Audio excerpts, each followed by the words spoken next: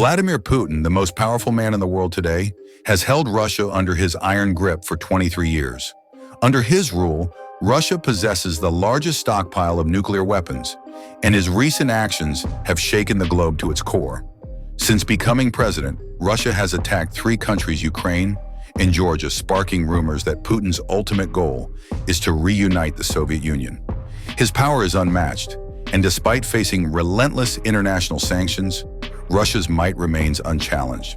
The European Union, for all its influence, has failed to confront Russia, with Putin moved to cut off gas supplies, leaving Europe on the brink of economic collapse. But 31 years ago, this omnipotent leader was nothing more than a spy in the secretive KGB, an organization that operated in the shadows. How did this former spy rise to become the most feared leader on Earth? And why is the Western media so intent on vilifying him? Putin's story begins in 1992 in the shattered city of St. Petersburg. In the aftermath of World War II, the city, once called Leningrad, had been decimated, and Putin was born into a life of poverty and hardship. His father died in the war, and his childhood was filled with hunger, struggle, and the constant fight to survive. But it was this harsh upbringing that forged his unbreakable will.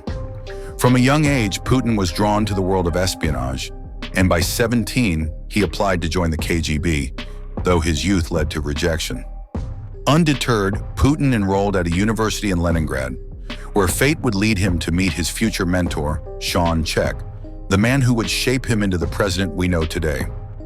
In 1975, after graduating, Putin joined the KGB, quickly rising through the ranks due to his sharp intellect and unmatched ability to read people. By the late 1980s, Putin was stationed in East Germany, where he became involved in the intelligence war. But as the Soviet Union crumbled in 1991, Putin's hatred of the West grew, setting the stage for his ascent to power. In the chaos following the collapse of the Soviet Union, Putin made strategic alliances, most notably with his mentor Czech, who had left academia for politics. In 1996, after Czech lost a re-election bid and faced corruption charges, Putin swiftly maneuvered using his deep connections and the loyalty of those around him to eliminate threats. It was then that Putin caught the eye of Boris Yeltsin, Russia's then president, who appointed him to key positions, setting him on the path to power. In 1999, a series of bombings rocked Russian cities, killing over 300 people. The nation was on edge.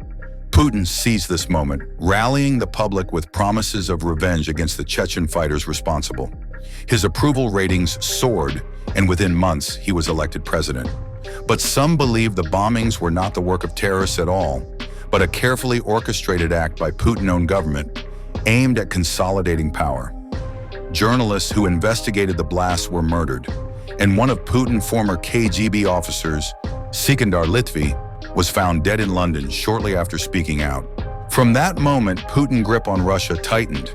He enacted sweeping reforms that spurred economic growth, all while increasing Russia's oil and gas exports, filling the nation's coffers. In 2004, he was re-elected with overwhelming support. But as his power grew, so did the challenges. The Russian constitution limited presidential terms, but Putin found a way around it. In 2008, he stepped down and became prime minister, while his loyal deputy, Dmitry Medvedev, assumed the presidency. 4 years later, Putin returned as president, cementing his control over the nation. But Putin's ambition did not stop at Russian borders. In 2011, he orchestrated Russian military intervention in Syria, helping Bashar al-Assad crush both internal dissent and ISIS forces, solidifying his reputation as a leader capable of bending the world to his will. Then in 2014, Putin annexed Crimea, defying international law and further cementing his dominance. In 2020, Putin signed a bill granting immunity to all Russian officials, including himself. No one could touch him, no matter the crime. Meanwhile, his administration moved forward with its aggressive stance, ordering the invasion of Ukraine in 2022, igniting a conflict that reverberates across the globe. Putin's motives are clear. He seeks to restore Russia to its former glory, to recreate the Soviet Union, and to exact revenge on the West for its role in Russian decline after the Cold War. As global power shifts and economies collapse, one man remains unyielding: Putin's rise to power shrouded in mystery, and scandal has left a trail of destruction in its wake. His future plans remain unclear, but one thing is certain: this is a leader unlike any the world has ever seen, and his reign is far from over. What do you think? Could Putin be the most powerful dictator in history, destined to change not just Russia, but the world? Let me know in the comments, and don't forget to like and subscribe for more. Stay tuned for the next video.